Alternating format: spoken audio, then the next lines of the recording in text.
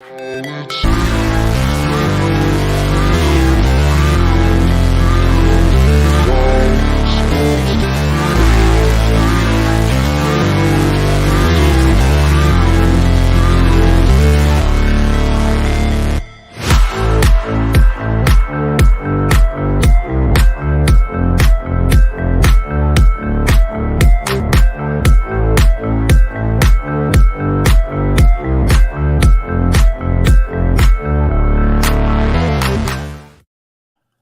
yo, yo. Welcome to NS9 Postgame Show. I'm your host, Anthony DiNardo, of course, on Pittsburgh Baseball Now. Don't forget that. But with me, of course, is Jim Rosati. Not at the game today. Had to watch it on TV like the rest of us, which means you didn't spend money on tonight's game. So it's good for you. That's a win in my book because at least somebody got a win tonight. I just tweeted out, like, was this the most boring, worst 8-7 game you've ever watched? Yes, it was. Like, you look at the score and you're probably like, oh, that must have been a pretty good game. It was just weird.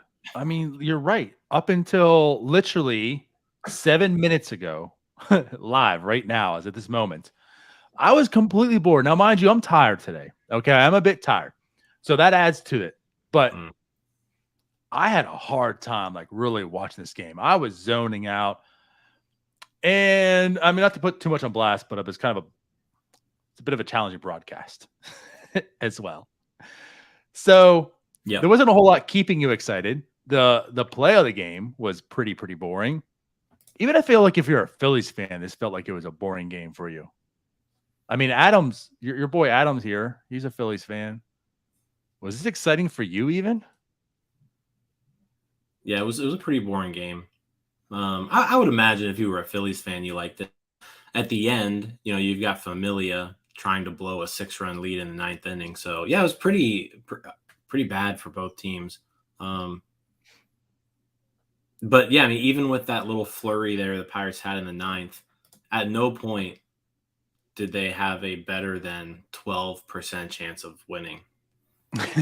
Right. So it's like it was a 1-run game, but, like, they really weren't in this game. Like, the only chance they had was if Cruz hit a homer there to tie the game. If Cruz wasn't going to hit a homer there, like, game was basically over. How epic that would have been too. But you're right. Like, I mean, in this game's totality, it was very boring. It was just bad offense, bad pitching, right?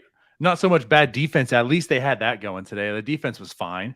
Yeah. And then the 9th inning comes, Familia goes in, and it's 8-7. I mean, the Pirates literally almost won this game. We're talking about how pathetic it was, how boring it was, and this could have easily, just in, you know, a little bit different of a swing of the bat, this could have been a Pirates victory. Mm-hmm. And we're talking about how amazing this comeback was. 20 years after this, I mean, I'll talk about all broadcasts, right? Bryan Giles coming back and whatever. Yeah, they know how to. The one thing about the Pirates broadcast team is they know how to, like, beat a horse. Like, when they find something that they find remotely interesting, they don't stop talking about it. Yeah, good call. And with that said, I guess you could say they really find a way to spin things to make it positive, because it was 8-2. It was bad, but it's okay, guys. 20 years ago, look what happened. And of course, it almost happened. Yeah, no, almost happened. I mean, hand it to them for that. But anyways, I guess we should talk about the game in itself. Zach Thompson start again. Not pretty. I guess let's start this off. You know, we've been talking and hammering the pitching, right? The change early May, how Brubaker, Zach Thompson, especially, you know, Mitch Kelly, those three in the starting rotation have really changed their ways. The numbers have looked good. We talked a few weeks ago about, like, heading into next year, how much faith you have in it too. And both of us pretty much agreed on, like, Mitch and JT. We kind of believe into, like, what they're doing.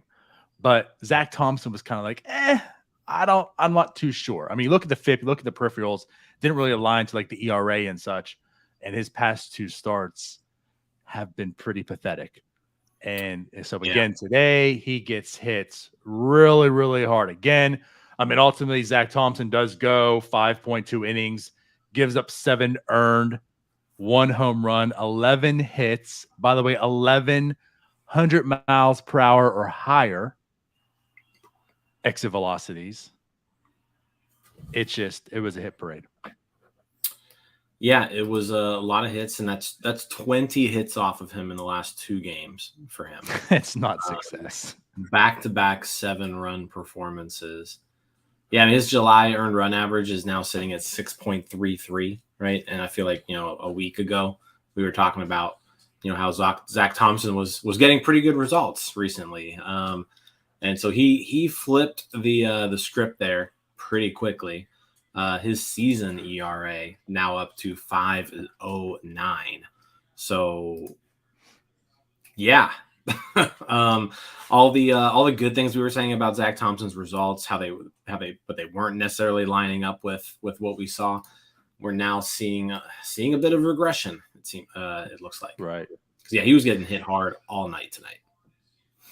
Certainly was. And again, like at the time you said 2 weeks ago, like when he came off the IL, like it wasn't pretty. The results still were kind of there, but this whole stretch we've been talking, like the FIP doesn't really align. It doesn't strike out a whole lot, and everything going into this. But I mean, I'm still intrigued. I'm still interested. And it's not just, I feel like I want to make it a point too. It's not just because there's been 2 bad starts that it's like, okay, time to write them off. It's I've been interested, but very cautious. And I think we're kind of seeing what he is. And I think especially now seeing this, it's just like that comp. Again, I forget who it was. It was either you or Tyler. So, I mean, again, kudos and praise to either one of you. But I think we all can agree and say this. Like I was in the middle of saying a sentence about how he reminds me of, and I was going to say Trevor Williams, and then Tyler just blurted out Trevor Williams. Sure. Now you're trying to take the praise, Jim. But regardless, I mean, this was Trevor Williams. I mean, Trevor Williams would have stretches, but he looked pretty competent. And you kind of get suckered in, like, okay, maybe he can be a back end guy, and then he would do things like this also. And again, like that comp just seems so perfect. And ultimately, like, what is Trevor Williams? Not certainly a reliable guy in any winning rotation, unless you're the Mets this year. But like, I think this is what you're going to deal with. I don't think he's going to be cemented into the rotation next year. Hopefully not. So yeah, I think I'm certainly at the point now where I'm kind of over Zach Thompson, and maybe he can be a good starting pitcher. Yeah, I don't know if there's hope for good starting pitcher Zach Thompson anymore. Like right now, he's going to stay in the rotation to give this team innings, but right now, yeah, I'm not seeing anything that makes me pencil him into next year's rotation. Like, I'm not even penciling him in, because pencils have erasers, so you can always erase it if you want. Like, I'm not even penciling him in. He's not in pen. He's not in pencil. He's not in there. You're gonna use your Apple Pencil, no ink or anything. Yeah. Just gonna use this and write it on a piece of paper, right? Nothing. He's got nothing. Like, not putting him on the list at all. There you go. Yeah. So again, it was a bad start from Zach Thompson. I don't think we need to go too deep into that. I mean, if you watch the game, if you just look at the scoreboard or the box score, it tells you everything you need to know. It speaks and it's truthful, and there's no hidden messages in it. Yep. Very, very bad performance. And Zach Wheeler had a really good performance. I mean, give it a 2 at the end there because of that home run, which we can talk about, Cal Mitchell. But I mean, he was cruising all along. Again, it's the Zach Wheeler.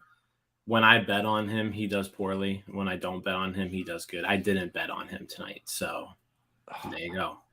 I forgot about that. I did bet on him, so I took the over on striking. I'm sure you probably parlayed it though and lost the other half of the parlay. It's still going, and I'm not telling you what I did. What did you do? It looked very, very good at first. I used Shohei Ohtani, and I took the under on 8.5 Ks, and he gave up 3 straight hits to start the game, and in the first inning had 37 pitches thrown, and then he just decided to strike everyone out.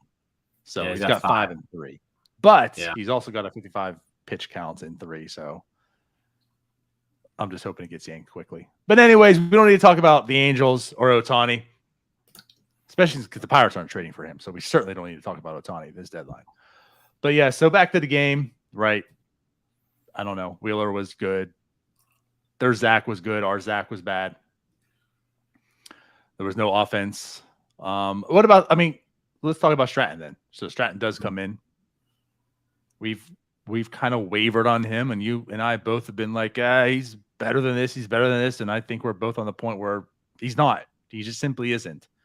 Like he's got crazy movement. I mean, the movement today looked really, really good too, but just the results aren't there. No, you're right. Just love that comment. But no, Chris Stratton, I'm off the Chris Stratton ship. Like at some point he's gonna have to start pitching and getting results. And like I thought he was just getting unlucky at the beginning of the year. And I mean, with relief pitchers in general, there is a lot of just variability, right? Because every time you're out there is a small sample size, so it's if something really bad happens, it hits you. But yeah, I mean, if you look at his FIP, it's fine, and it's the same as it's been the past couple of years. But just the results simply aren't there. He's getting hit a lot. I mean, if you I mean, it's the BABIP he's at 355 BABIP, opponent's BABIP, but which is high, but at the same time, like he's giving up hard hit balls. So if you give up hard hit balls, you're going to give up more base hits.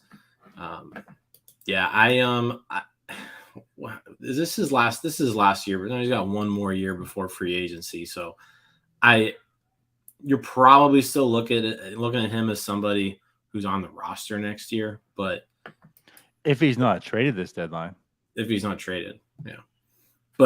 But I'm with you on that.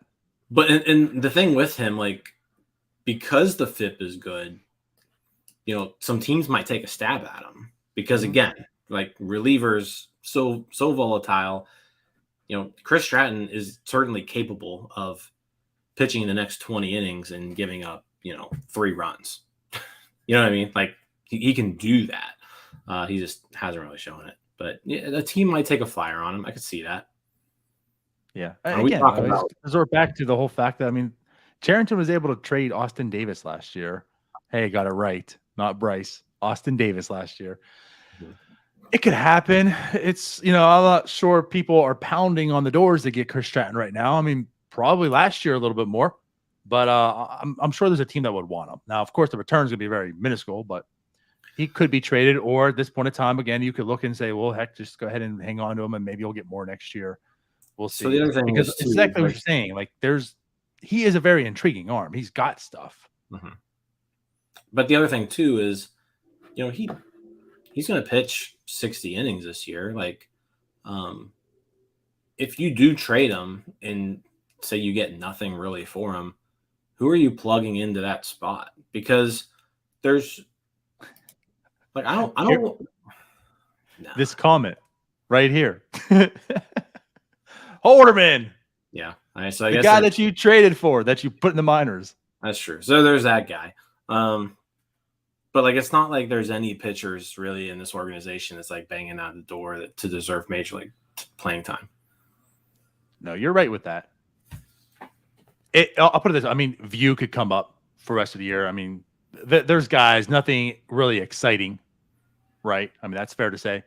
But there's Holderman, there's View, who's got his cup of coffee and his 51 pitch inning, whatever that ended up being. But yeah, I'm with you. You probably could keep him. The return is going to be very, very small. You could keep him because he's worth it. He gives you innings, and then maybe look to try again next year.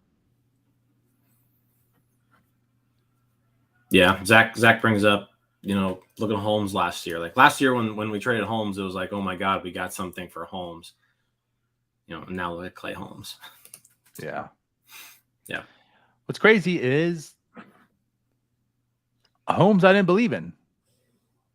I didn't. Stratton, you see things and you're like, I could see him becoming a good pitcher.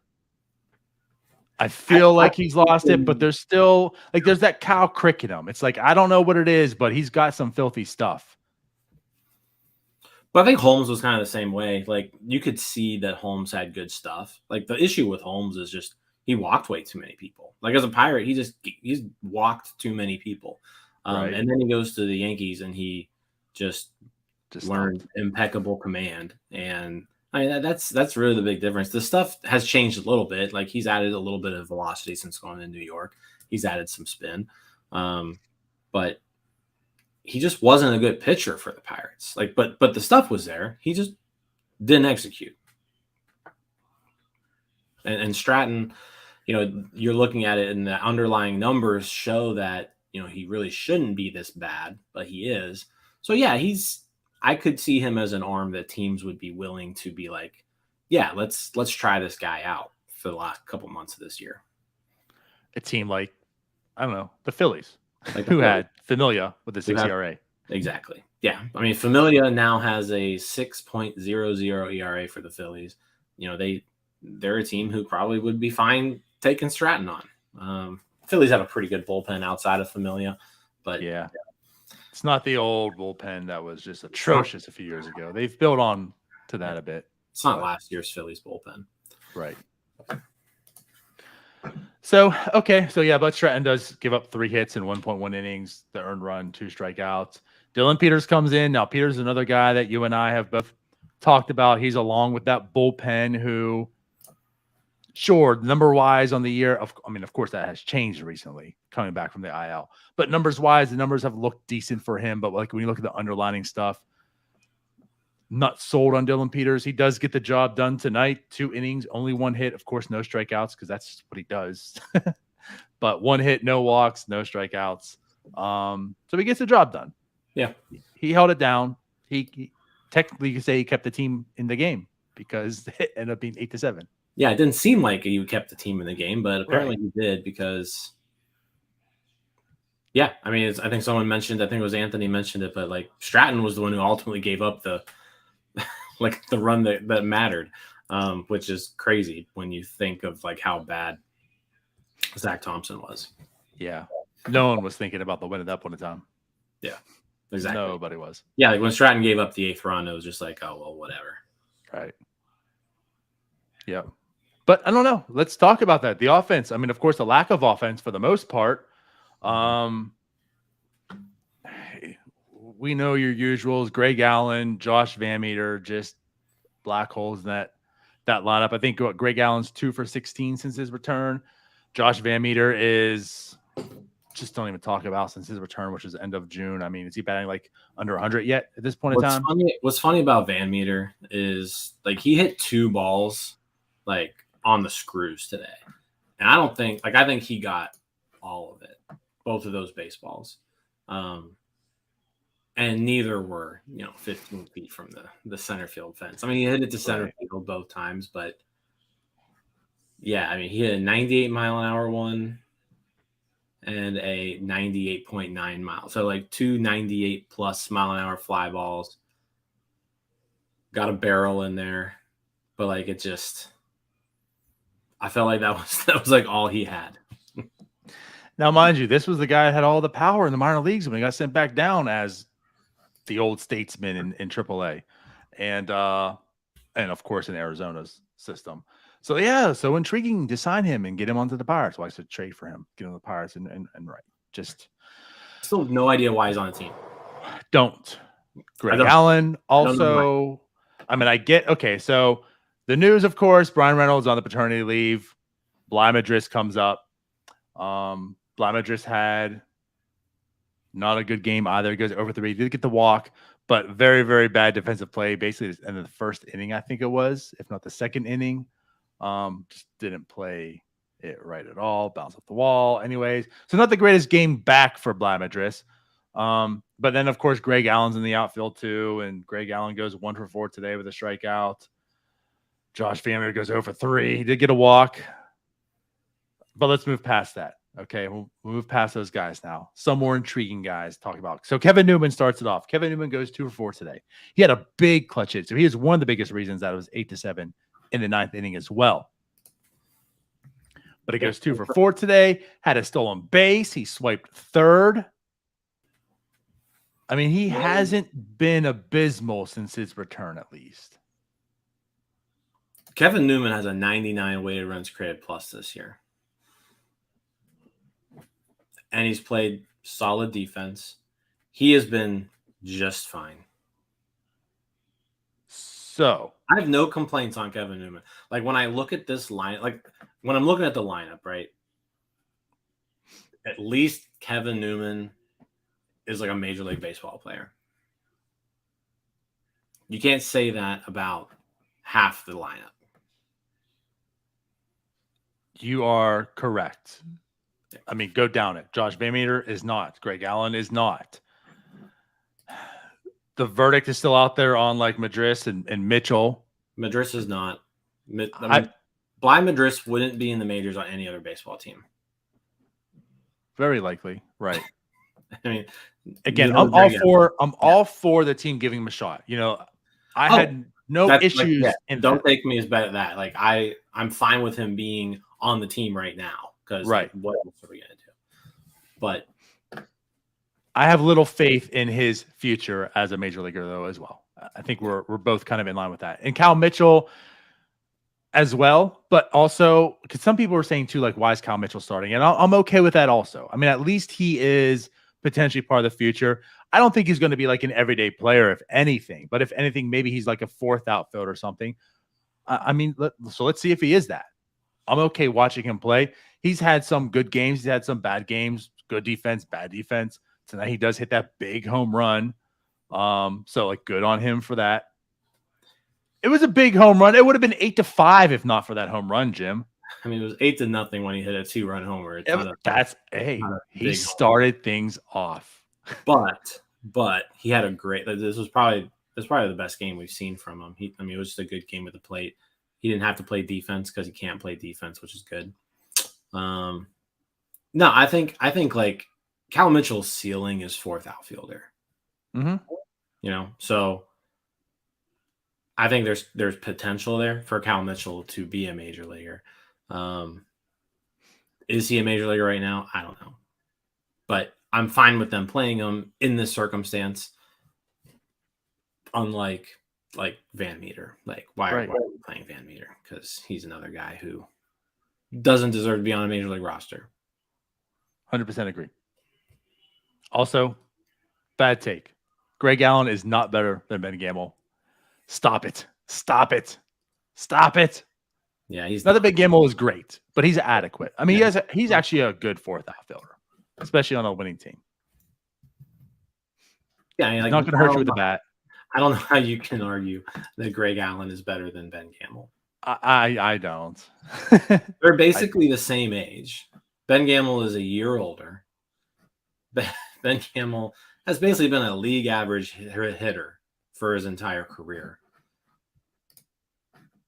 And he's played. And Greg Allen has 682 plate appearances. Right. Ben Gamel's played, over 2,000 plate appearances in his career. Greg Allen just not like he had a decent 2 weeks last year for the Yankees. The rest of his career has been abysmal. And he, like I said, it's not like he's young. He's 29 years old. Yep. I have no faith. Again, I have no faith in Greg Allen. I don't know why he's here either. Like when Swaggerty's just hitting like triples every day in AAA. He's doing pretty good lately. And you've got Mitchell and you've got Madris. Like those are the guys who should be playing. Like I don't have any faith in Madris as a future major leaguer, but like at least he's not 29. I mean, he's 26. But at least he's not 29. Yeah, at least he's not. I'm with you. And honestly, like he has been playing more first base in AAA. I'm okay with maybe the platoon of Chavis and Bly Madris. It's not pretty, but it's not Yoshi or Van Meter and Chavis, so like at least it's Bly. I'm not anticipating that to be pretty, but that will give him his opportunities and whatever. And then you can evaluate some more and probably move on next year. Or again, like he's organizational depth and a guy who's probably going to play better first base than Josh Van Meter. That's really about it right now. And I'm okay with that. I'm okay with that. At least it's not Josh Van Meter. At least it's someone that you can evaluate and maybe look forward to. But anyways, so yes, Kevin Newman, he's been fine. He has been fine, surprisingly. And again, a big clutch hit tonight. I mean, he was Mr. Clutch back in the day. So clutch hit tonight. Is this working anything for a trade? I mean, we did pretty much, we were pretty harsh on people who were talking about Kevin Newman trades, right? No one wants him. Now, still short sample. It's coming back from the IL. Is there a trade market for Kevin Newman? And if so, like, are you even trading Kevin Newman at this point in time? Or do you just keep him? I don't think you're getting anything worthwhile for Kevin Newman. You might have a team who like wants to use him as a utility infielder type, but no one's giving you anything for that. So, I mean, honestly, at this point, the Pirates don't have a viable option at second base outside of Kevin Newman who can remotely hit. So, like, I am fine with Kevin Newman being penciled in at second base every day right now. Like I said, I'm completely fine with it. The way that this lineup is constructed, like Kevin Newman is one of the better players in it right now, which is just mind-boggling that the lineup is that bad. But right. No, like I said, a team probably gives you cash considerations for Kevin Newman or like a single A relief pitcher. Like that's all you're getting for Kevin Newman. So you might as well just keep him. He's shown you some value this year. And again, like the other options for second base aren't good. Diego Castillo, you put him in against like righties every day, and he's going to look terrible. So yeah, there's just nothing there. I mean, I guess you could say Bay, right? That's the other option there for second base. Or Marcano. That's what I was alluding like to. Neither. I mean, I think it takes what the return is. Yeah, but I agree. I feel like it's going to be minimal as well. And at that point in time, you might as well keep them because you know at least what you have. I think Tyler brought this point too, which is pretty valid. I mean, with O'Neill Cruz there, you have another solid defensive guy you can rely on, right? With Kevin Newman there defensively and everything, that might be good for O'Neill, even looking at that aspect of it. You're not going to get much for him. There is Marcano, there is Bay. I'm intrigued to find out what those guys are, but maybe work out some tandem. And the other thing too is they play outfield. There's a need in the outfield also, especially if Gamble's going to get traded. Mm-hmm. We don't have to after that. I mean, there's of course Marisnik on the team for now. He's injured, but you know, the fact that they have the flexibility to play outfield also, I think I'll be okay with keeping Kevin Newman, even if there is some type of market, albeit very, very small. All right. Yep. So outside of that, there wasn't a whole lot much more. Again, we talked about Kyle Mitchell. He had a very, very good offensive game today. Heineman had another big hit in the ninth inning. He had that double. I mean, he just continues. We keep talking about this catching situation. I mean, Jim, come on, man. This is exciting stuff. The Pirates catching tandem of 2022. Sure. No, I mean, Heineman was fine tonight. Delay's been very pleasant surprise thus far. These are guys. They are guys for now, but again, I just what they are providing though has been excellent. I don't know. You can't say that what Heineman has provided has been excellent. It's been excellent in regards to expectations. All right. I never in the world would have expected, and I understand it's a 536 OPS right now, but really the defense. It's the defense there. And then, of course, Delay with his defense and his offense has been. So it's like 3/4 of this tandem has actually been good. It's just the Heineman's offense that hasn't. But 3/4 of them is good. And I'll take it back, too. Add the running. I mean, they're actually both pretty fast guys for catchers. They can run a little bit. Heineman is a hell of a bunter. There you go. And that too. Oh, and also because he can run fast too. I mean, he could maybe hit for a bunt here and there. And I think he has, actually.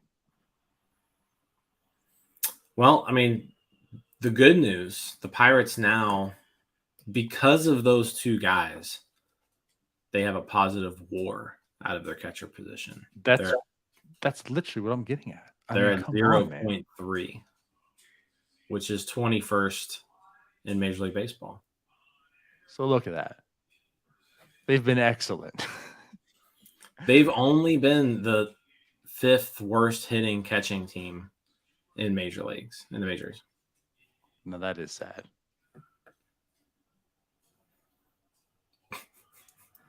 But the 3 worst, listen to this: Houston, the Mets, and the Cardinals. All 3 playoff teams. Yeah. So welcome, Wilson Contreras. You are one of those 3. Likely an Astro. You were, well, probably not the Cardinals, because they're not going to, like, Yachty's just going to catch there forever until he dies. But yeah, the Astros and the Astros, they're going to need a catcher, I would imagine. But I mean, the Mets did trade from a good catching team. They do have Michael Perez. They're like, hey, Pirates, you're up there in the rankings. They traded from a strength of the Pirates. They got one of our starting catchers at that time. Yeah. But anyways, okay, so back to the game. I don't think there's a whole lot more to talk about. Hayes still struggling. He goes over 5 tonight. You would see him. He's got to get going here. Like, I mean, it's just the approach. Like me and Tyler talked about it. Yeah. Like the approach is just not suitable for offensive success. Like, it's, he tries to basically just put the ball in play the opposite direction. I mean, you're seeing now, like, Kevin Newman is out slugging Bryan Hayes right now. That's not good. Right. And we're talking about Kevin Newman, who was the worst hitter in Major League Baseball last year. I mean, you can't really say anything about it. Hayes' offense needs to be better. Yes. Yep. So I don't know. Where do you want to take it from here? Anything else? Again, Pirates, they did come back. That was an exciting half inning in the 9th, but just not enough. And of course, it did end on Hayes. I mean, come on, Jim. It was exciting. After watching 8.5 innings of this game and then seeing that, you had to have got excited. I was excited when, like, Cruz got up. Like, Cruz got up as the tying run. I was like, all right, this could get fun. But that was it. Like, that was the only. You're a tough crowd. I was excited before then. I mean, when Kevin Newman hit that triple, that was it. I mean, all right, this is real. This is real. That allowed Cruz to be up as the tying run. Like, that's what that was. But see, I was happy for Kevin, but then it built upon to Cruz, because now it's like, okay, O'Neill's up. Which, by the way, that also happened earlier in the game where there's 2 on, no outs. O'Neill Cruz is up, and I got excited. Yeah, and well, that came about nothing, because then 3 straight outs and inning over. But that's how the Pirates operate until apparently the bottom of the 9th. Exactly. So yeah, I'm with you, Hayes. Then afterwards, I was still kind of excited because Hayes could do it. I mean, O'Neill Cruz did hit the guy in, right? He got an RBI out of it. So it's still a 1-run game then. Yeah. Hayes is up to bat. So I'm still kind of excited about this. But then he ends it and game over. Yeah. All right. We going to get out of here then? Quick question. Does Jose Quintana start tomorrow? That is a good question, because he is scheduled to start. Man, I don't know. If I were to bet, I'm going to bet yes. If I were to bet, I would bet no. Really? So you think he's going to be basically like the first chip? I mean, there hasn't been a whole lot of action so far. They might not even trade him tomorrow. They might just say you're done. Like, just shut him down type deal. Why risk it? It's what they did with Anderson last year. They actually they skipped his start, and then I think they traded him the next day or 2 days later. Yeah. So I could see a similar thing. That's a good point. I would not be surprised if we've seen the last of Jose Quintana. You know what? Then I take it back. He probably doesn't start because there really isn't a reason to. It's all risk now. I mean, you're not going to gain anything. Yep. There's nothing to gain. He is who he is. He had a really, really good start to his last outing. I'm with you. Are you really going to risk him getting injured? No. Yeah, either get injured or like just blows up, right? I even feel like if he blows up, that's not going to hurt too much. I think it might hurt a little bit, but I don't think really enough. Like, I don't think that's really the worry. I think the real worry is it worth it to really get injured? I'm with you. Like, that's the main concern. But yeah, I don't think he pitches tomorrow. So I could see tomorrow being either. I mean, it's not going to be Bryce Wilson. He's not ready yet, right? Because when did he start? It was the day game 2 days ago. Yeah, so he's not going to be available. Right.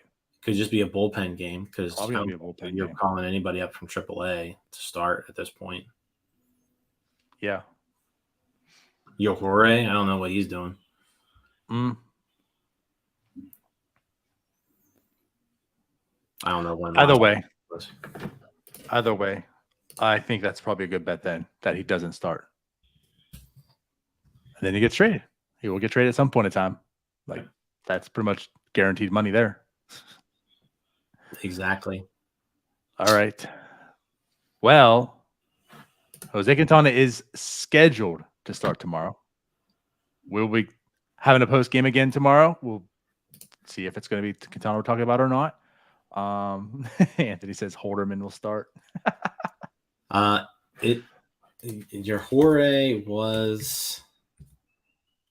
Yohore pitched 5 days ago. There you go. Did he pitch today though? Oh, never mind. Well, then he didn't pitch 5 days ago. He pitched today. Well, hold on. He did not pitch today. So there's your guy. That's my guess. I'm with it. It makes sense.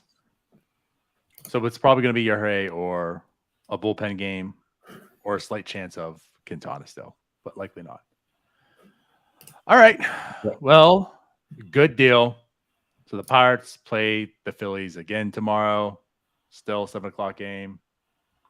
It's Friday night. No Apple TV. So there's that. There is that hate the Apple TV broadcast. Yeah. So we'll see you again tomorrow after the game. If you're still watching, go ahead, subscribe to the channel if you haven't. Give us a comment if you need. And we'll be back tomorrow. Turn on the alerts. We'll see you then. So until, bye-bye. See you guys.